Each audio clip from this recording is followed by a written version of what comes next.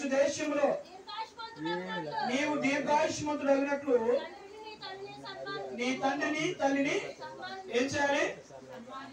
తండ్రిని తల్లిని సన్మానించాలంటే వాడికి ఏముండాలి? ఫస్ట్ వాక్యం తెలియాలి, దేవుడు అంటే ఏంటో తెలియాలి.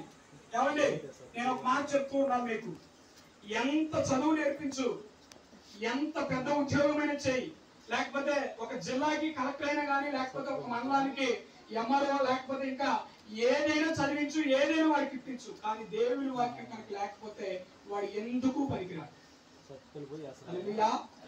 ఈరోజు చూడండి, రాజకీయ నాయకులు కొంతమంది ఉన్నారు, మరి ప్రభుత్వ ఉద్యోగాలు చేసేటువంటి వాళ్ళు కొంతమంది ఉన్నారు. వాళ్ళు కరెక్ట్ గా దేవుని వాక్యాన్ని నమ్ముకుని కనుక నిజాయితీగా కరెక్ట్ గా పనిచేస్తే ఈ రోజు పేదవాళ్ళు అనేటువంటి మాట ఉంటుందా? ఉండదు ఎక్కడ కూడా. కానీ ఎందుకు అంటే వారు నిజాయితీ లేనటువంటి వ్యక్తులు ఎందుకున్నారు?